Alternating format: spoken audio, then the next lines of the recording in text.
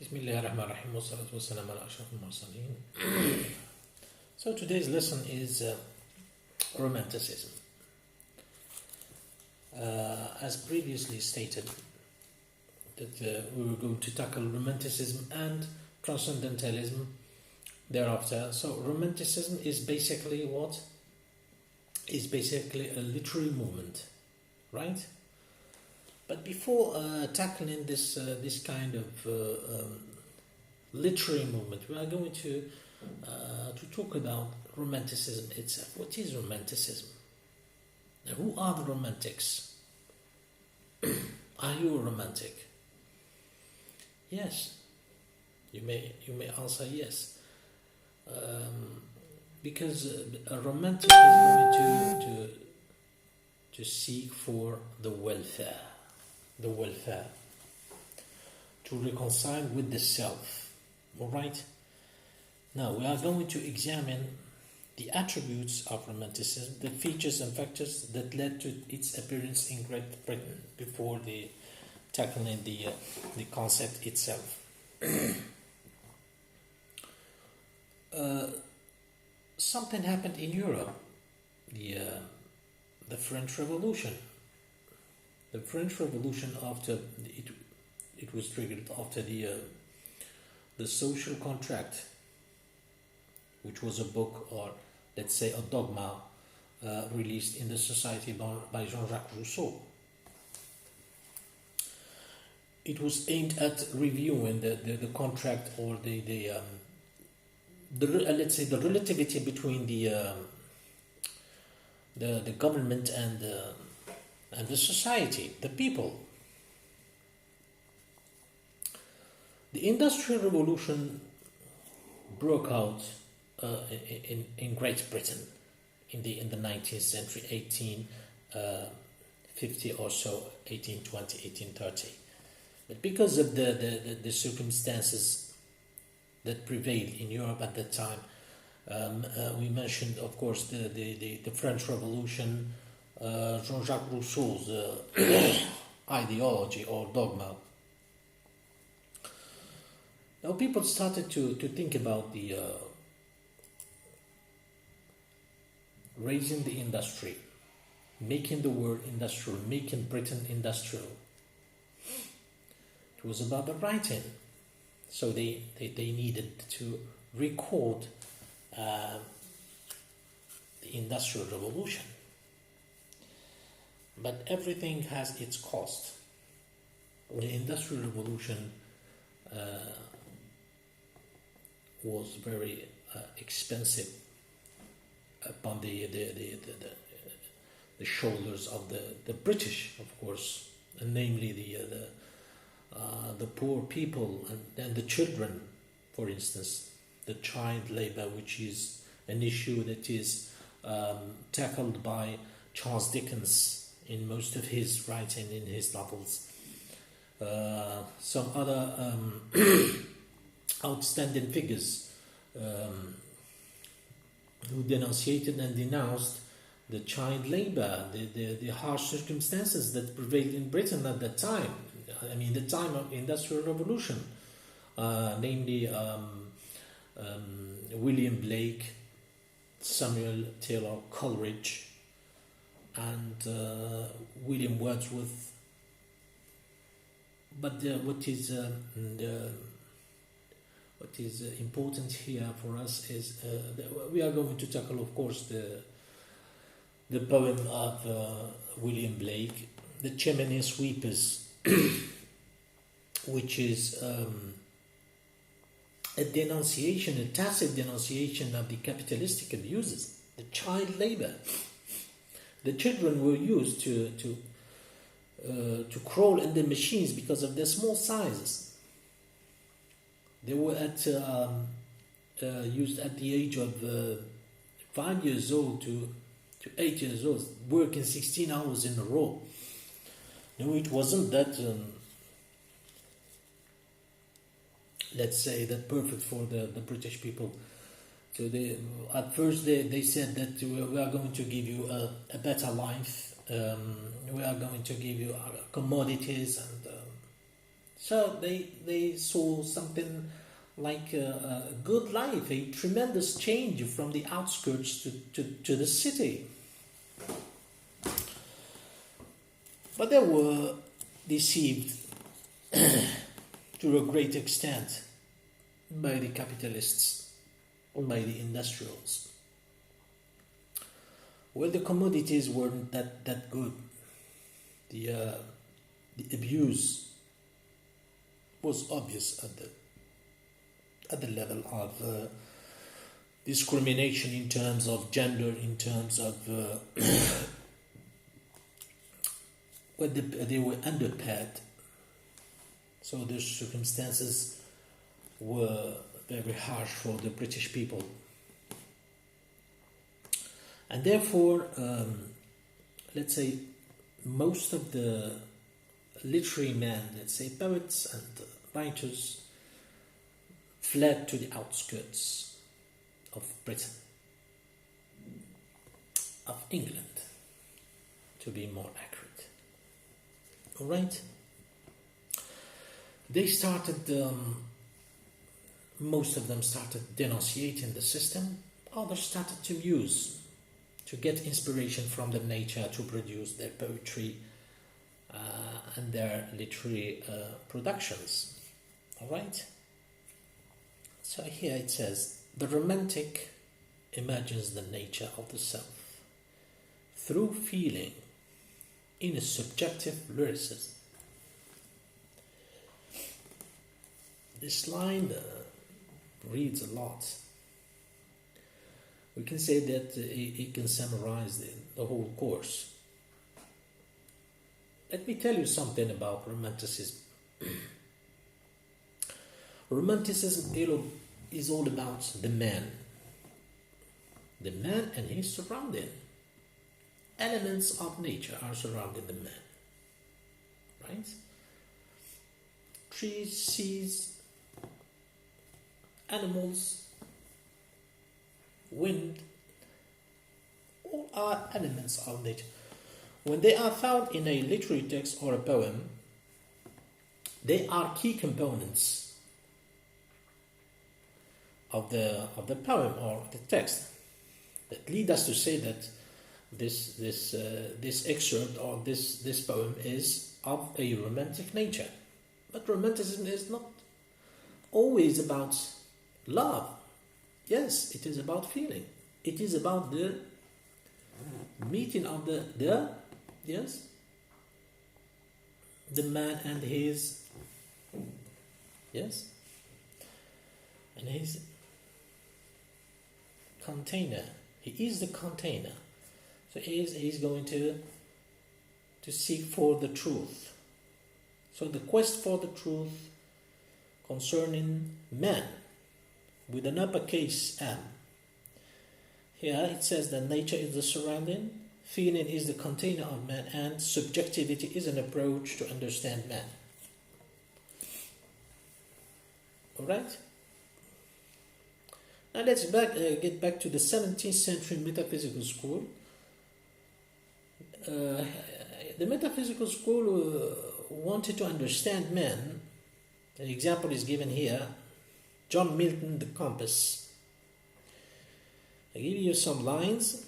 If they be two, they are two so, as stiff twin compasses are two. You see here? Here, John Milton is using a scientific approach. So according to the metaphysical school tendency, the philosophy, the appraisal of observation, the wit of men of letters, the conceit.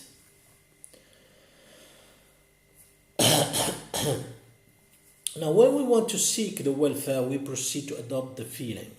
It did not echo, but at least it echoes to yourself. The feeling may lead you to welfare. To adopt Romanticism is being against religious and industrial approaches.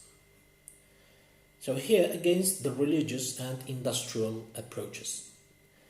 Here, we stated them together. The religion is harsh to some extent because of the Church of England, as you know in previous lessons, and the Catholic Church that prevailed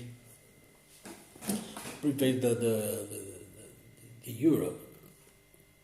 European continent at that time, and at the same time the industry. When we say the industry, we are talking about capitalism, the abuses of capitalism. I remember a definition uttered by Professor Hajwi.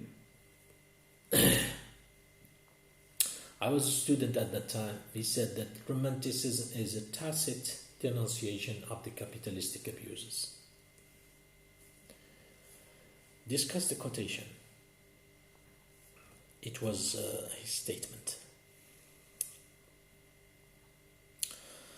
Now, no development of poetry had been recorded since Romanticism. There was a turning point, in fact, the mysticism. When we say mysticism, we are looking for mystery. The mystic side of this literary movement. So let's say man. The container are the feeling. Inside are the feeling. And the surrounding is nature. So he's going to get his inspiration from his surrounding. Alright? So, what pushes him to write? He gets inspiration by something. Some of the poets got their inspiration from opium, for example, from a rotten apple. If we may consider the fact that Coleridge dreamt of a prince, dreamt of a Persian, let's say, Abyssinian land that does not exist. He'd never been there, but it was a dream.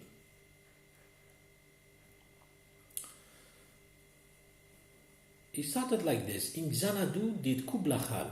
Kubla Khan is a prince.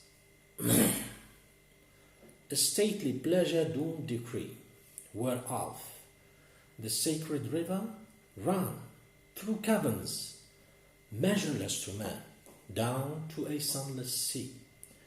So twice 5 miles of fertile ground, with walls and towers, were girdled round. Here I'd like to point out something. What I'd like you, my student, to take into account the course of the symbols. Here, a heavy presence of the ionic and the phallic symbols that we've been dealing with during the course of writing about imagery and symbols. In order to understand, understand the what is advanced by Coleridge, as opposed to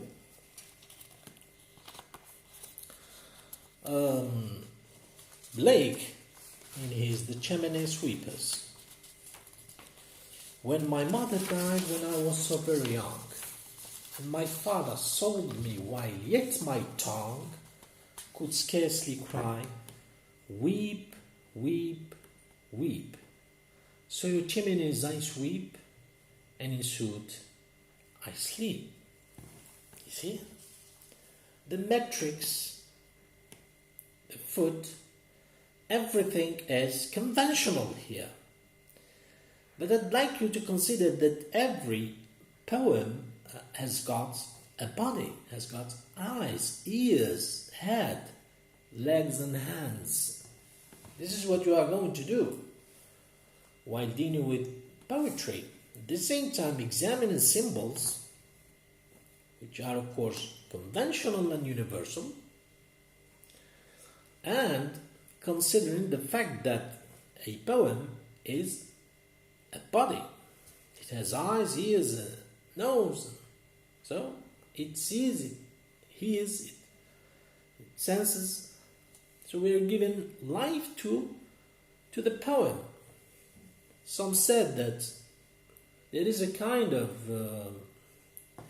it is closely related to phonetics and phonology, but the spirantization in some poems, like of the African literature, we are going to examine in the future lessons African literature, within which we are going to examine the spirantization, that is the change of the plosives within the lines of the stanzas. Right. Now here, what says here? William Blake was the first to represent this period. You see? When we say a way of life, we mean a doctrine. So the doctrine for the sake of giving importance to the individual, turn it to the mass. So what is important, as I said at the beginning, man is the surround. So Romanticism is about individual. You are talking about individual. We are talking about the fact that isolation was the name of this period. Men of letters isolated themselves outskirts England, and there had been a self-appraisal that occurred, and they started talking about individual. The individual is the center of Romanticism. So Romanticism is not just romance, not just about love. Romanticism is about the individual, this inspiration, this quest for the truth, this reconciliation with oneself. You are going to examine yourself, your inner psyche. You are going to meditate. You are going to seek for the truth from within. So it is a kind of muse and inspiration at the same time. Then we can say that the muse and inspiration are the key components of Romanticism, as it is the individual, of course. As for the flowering of Romanticism,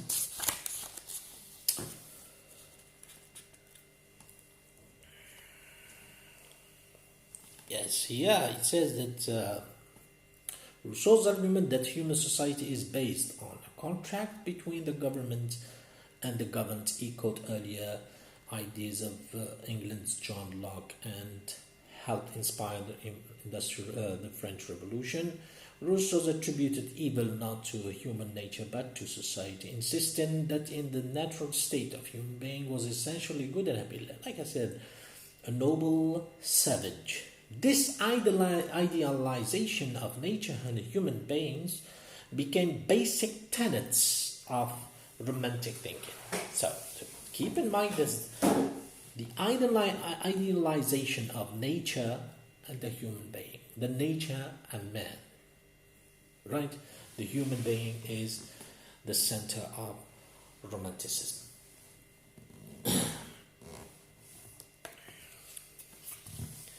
Now allow me to read the poem and we'll explain. We'll start with William Blake, 1775, 1827. At the beginning of the course, I mentioned Charles Dickens, 1850. Well, it was quite the Victorian age, of course. But I believe that Charles Dickens, who is a satirist, of course, denounced or these ill practices during the Industrial Revolution, namely child labor. Now, the chimney sweeper. When my mother died, I was so very young, and my father sold me while yet my tongue could scarcely cry, weep, weep, weep. So chimneys I sweep, and in suit I sleep. The first 4 lines or stanza. When my mother died, I was so very young. Here, he is talking about, of course, the monarch. The monarch represented by England. My country died, and it was at the end of an oppressor, my father. The father is the king. Solely white, yet my tongue could scarcely. It means that it was a very age, 5 years old. So your chimneys, he's addressing now the readership. I sweep, and in suit, I sleep. No, it is suit. Suit, it has this color of, it is very like dirt. It has this gray color. I sleep. We carry on. There's a little Tom Day Cray, who cried when his head, that curled like lamb's back, was shaved. So I said, hush, Tom, never mind it, for when your head's bare, you know that the suit cannot spoil the white hair. We are talking about Tom, that little boy, who cried when his head that curled like a lamb's back, you know, lamb's back, was shaved. So, they were shaving the boys, and because of their small size, they were emptied in this these chimneys to sweep them. Look, hush, Tom, never mind it. For when your head's bare, without hair, you know that the suit cannot spoil your white hair. The suit cannot spoil your white hair. Your hair is already white. So here is a kind of paradoxical statement, and at the same time, a satire. At the same time, he hasn't got any hair on his head. Head's bare, you know that the suit cannot spoil your white hair. And so he was quiet. And that very night, as Tom was sleeping, he had such a sight. He dreamt of something. The thousands of sweepers. Here, Blake is going to introduce names of these boys. Dick, Joe, Ned, and Jack. No. So remark here that no name is like William or any name of royalty, of middle class or upper class, aristocracy, and so on. Were all of them locked up in coffins of black. All his fellow workers, small boys, were locked up in coffins of black. Coffins of black. Sarcophaguses.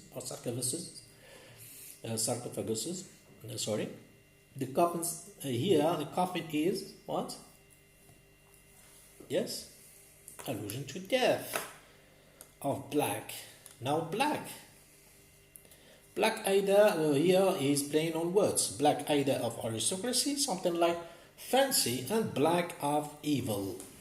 It's up to the reader to understand his interpretation and judgment.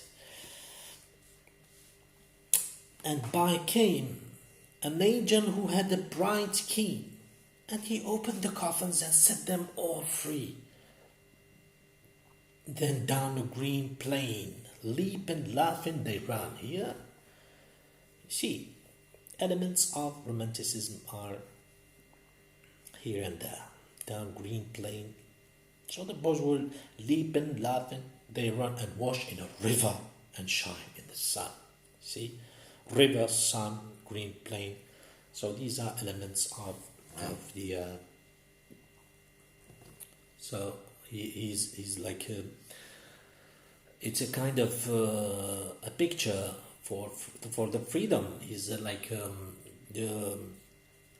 advocating the freedom for these boys. I mean, what does a boy do but leaping, laughing, and running and shining in the sun? A boy doesn't work. A boy plays. Yes. Then naked and white. You see? Naked and white, and their bags left behind. Naked and white. It means they are deprived of the their clothes, their in the afterlife is you are going to be free when you are dead. And white means that they are clean now, and their bags left behind, the bags of the sweepers, of course. They rise upon clouds and sport in the wind. And the angel told Tom, if he'd be a good boy, he had God for his father and never want joy. And so Tom awoke, and we rose in the dark. Look, Tom awoke and we rose in the dark. Here, the speaker of the narrator is one of these boys. We rose in the dark, early morning, and got with our bags and our brushes to work.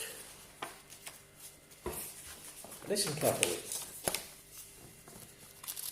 Though the morning was cold, Tom was happy and warm because of the dream. So he was it was a kind of escape. So he isolated himself in this dream and felt happiness, despite the fact that he was enslaved by his own kind. So if all do their duty, they need not fear harm. And this is the end of William Blake poem. Right? So for writing a discussion, of course, you can find this document on the platform. The whole document is entitled Edgar Allan Poe. You'll find, of course, joined here a bunch of poems that we are going to discuss through the literary movements, of course. Some of them are going to be discussed within the transcendentalism. Now, let's talk about what you are going to do here. The first question: in the 18th century England, chimney sweeps used small boys to climb up and down inside the chimneys gathering suit. Such boys were often sold by their parents to the chimney sweep. So you see, to the extent to which the cost of the Industrial Revolution in Great Britain, well, that's of the monarch. It was a kind of he was right when he said, when my mother died and my father sold me. At the same time, playing on words, a pun. As was the speaker of this poem. The speaker is quite matter of fact about his situation. Is this also Blake's attitude? In what line do you think Blake's attitude shows through? In one or two page essay discuss Blake's use of irony in his poem. I explained it, of course. Second question: what symbolic meanings does Tom Dacre's dream have? The symbolic meaning.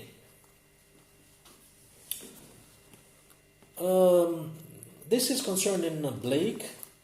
Now we are going to deal with the second outstanding figure, Samuel Taylor Coleridge, a British, of course, in his A Vision of Dream, a Fragment, or Kubla Khan. Here, it's full of, as I said before, full of the symbols, namely ionic and phallic symbols. Please refer to the lecture of writing about imagery and symbols. When we wrap up this poem, we are going to see the difference between Blake's approach and Coleridge's approach to Romanticism. We know that Coleridge was an addict of opium, of course. Most of them, even Edgar Allan Poe, was curing himself from a disease, and then he turned to be an addict So it was his inspiration.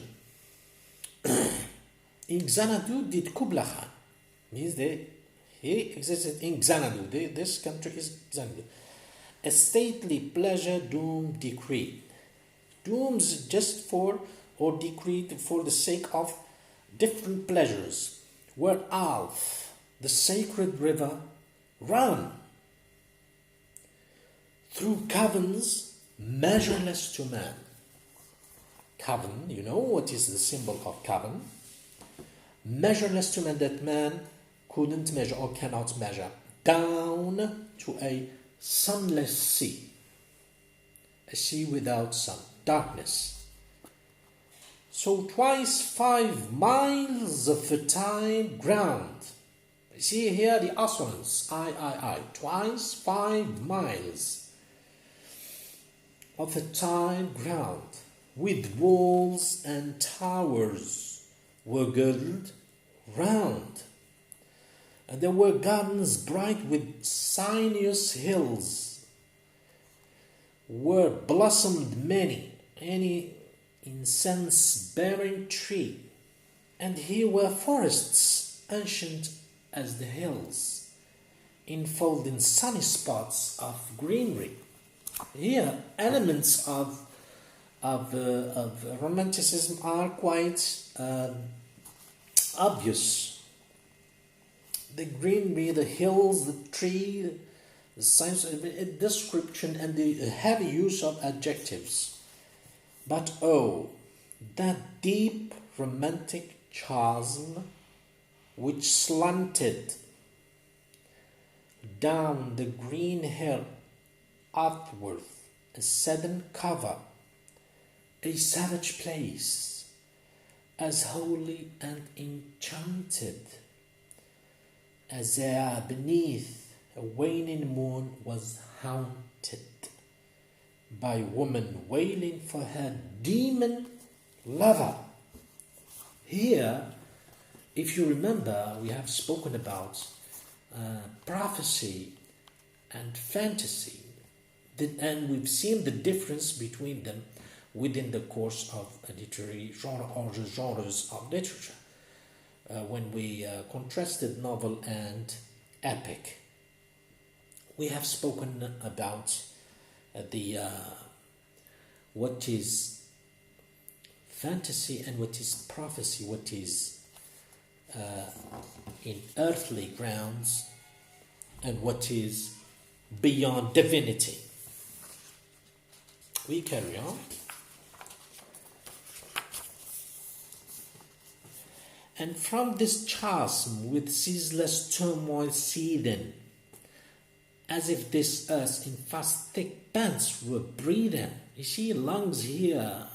The parts of this poem has parts of human body. A mighty fountain momently was forced, amid whose swift half-intermitted burst huge fragments vaulted like rebounding hail, or chaffy grain beneath the thresh's fail. And mid these dancing rocks at once and ever, it flung up momently the sacred river.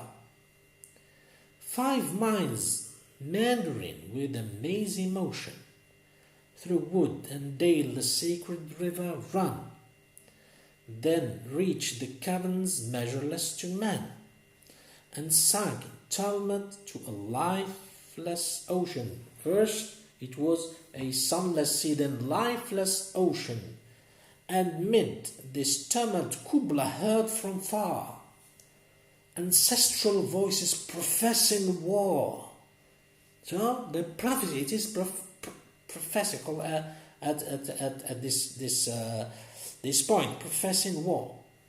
Now listen.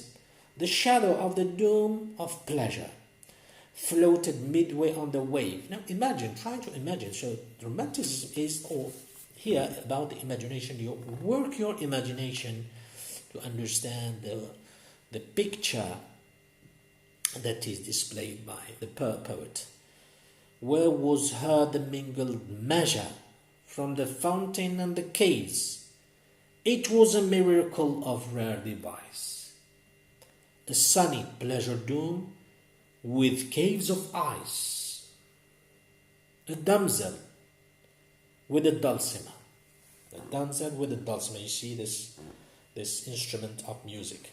In a vision once I saw, it was an Abyssinian maid, woman, young woman, and on her dulcimer she played, singing out Mount Tabora. Could I revive within me her symphony and song? To such a deep delight 'twould win mine. Sorry. That with music loud and long I would build the dome in air, that sunny dome, those caves of ice, and all who heard should see them there, and all should cry, beware, beware. His flashing eyes, his floating hair. You see? Flashing eyes and floating hair. And close your eyes with holy dread. Weave a circle round him thrice, and close your eyes with holy dread. For he on honey dew hath fed, and drunk the milk of paradise. See the element here, the atmosphere that is said, the symbols. So you must consider the symbols, of course, and the elements of nature that are surrounding this. Not surrounding, underlying romanticism. Sorry. The seek for the truth, or the seeking of truth, of course, the reconciliation. So, for discussion here, if, as Freud believed, now we are going to talk a little bit psychology, dreams are the expression of the unconscious mind, what can be inferred about Coleridge's unconscious from this poem, which he states in his preface is a recollection of a dream? Is the doom mentioned in line 2 the same as in other lines? How do you know? Does it make any difference? So you are to answer these questions, of course. Does Kubla Khan himself represent the poet, a poet, a tyrannical force, mankind, or God?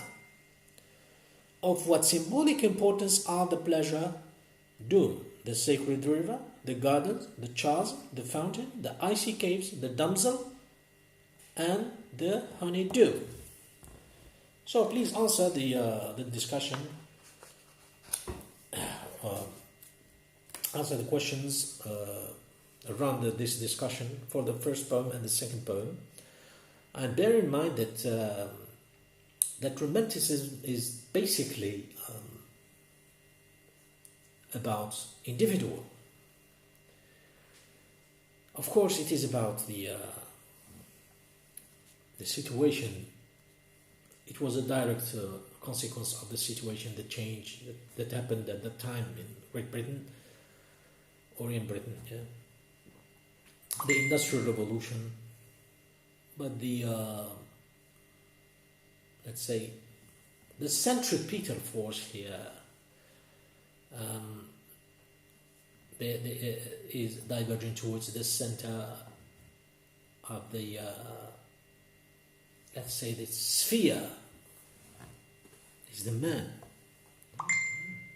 the individual, of course.